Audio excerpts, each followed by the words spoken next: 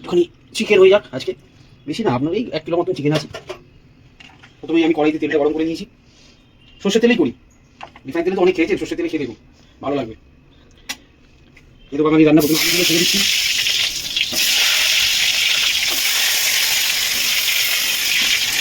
আলুগুলো দেওয়ার আগে পুরো ঘুম দিয়ে দিয়েছি। এই যে দেখুন দাদা বন্ধুরা, আলুটা ভাজা হয়ে গেছে, আমি আলুটা তুলে নিয়েছি। এবার তারপরে কি হয়েছে কি, যা যা সামগ্রী লাগে, পেঁয়াজ কেটে রেখে দিয়েছি। হ্যাঁ, আমাদের দুটো মশলা করতে হবে একটুখানি, তাতে এই যে পেঁয়াজ আদা রসুন দিয়ে মিক্সি করে দেবো, জাস্ট 2 মিনিট লাগবে।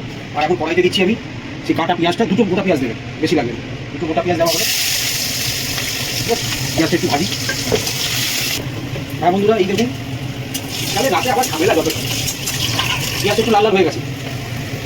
আমার পেস্টও রেডি। এই দেখুন, এতে আদা রসুন কাঁচা লঙ্কা যত গুষ্টি ছিল সব একসাথে দিয়ে দিয়েছি।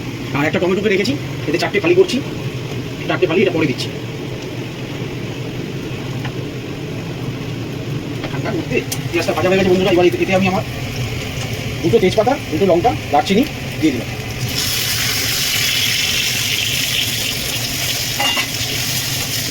পেঁয়াজটা ভাজা হয়ে গেছে বন্ধুরা, এবার আমি মশলাটা দিয়ে দিলাম, পেস্টটা যেটা করেছিলাম একদম নর্মাল, এই পেস্টটা আমি দিয়ে দিলাম।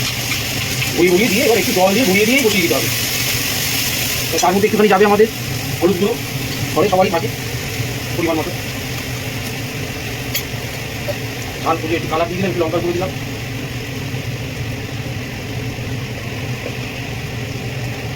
বন্ধুরা 2 চামচ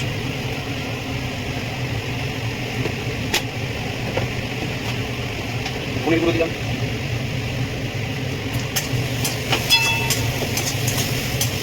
যে মশলাটা দিয়েছি ওটার মধ্যে একটু জল দিয়ে রাখ, বাচ্চা কুচাগুলোকে দিয়ে দিতে হবে। এখন একটু তেল বেরোচ্ছে দেখুন, বেশিক্ষণ না, 5 থেকে 10 মিনিট।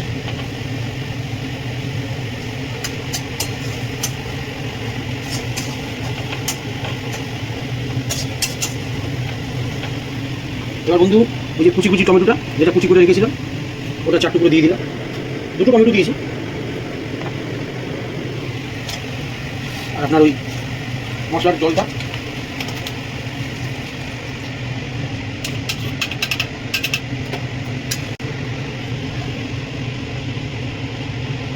আর বন্ধুরা স্বাদ মতন একটু নুন দিই, নুনটা তো আপনারা আপনাদের মতো বুঝে দেবেন।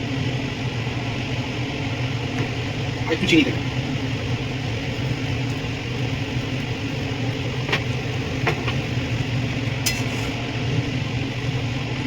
এবার আমি এর মধ্যে চিকেনটা দিয়ে দিলাম।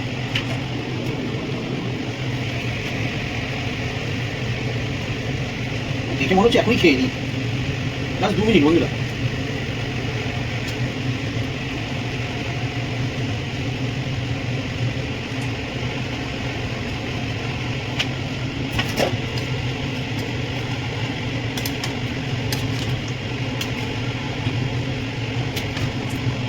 কিচ্ছু দেওয়া হয়নি বন্ধুরা, দেশি স্টাইল, ঘরের মধ্যে যা থাকবে যেরকম খুশি দেশি স্টাইল, খুব তাড়াতাড়ি অল্প সময়ের মধ্যে খুব তাড়াতাড়ি আপনারা এটাকে বানিয়ে নিয়ে খেয়ে নিতে পারবেন।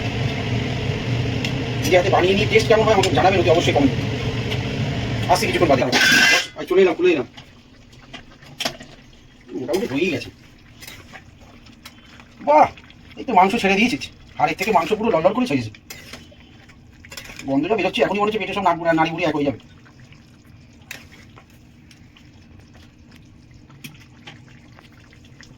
হ্যাঁ বন্ধুরা, আলুটা দিয়ে দিই এবার আমরা। আপনারা কিরকম খাবেন, ঝোল ঝোল খাবেন, কষা খাবেন, সেই অনুপাতে একটু করে দিতে হবে আপনাদের।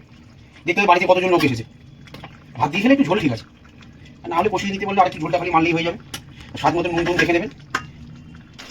আর দেখুন বন্ধুরা, চিকেন রেডি, টক করে ফুটছে, আলু সিদ্ধ হয়ে গেছে, মাংস ছেড়ে দিয়েছে, সব কমপ্লিট।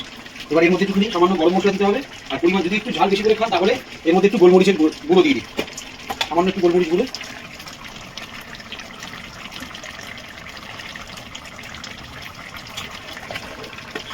আর হচ্ছে গরম মশলা, সবার বাড়িতেই থাকে।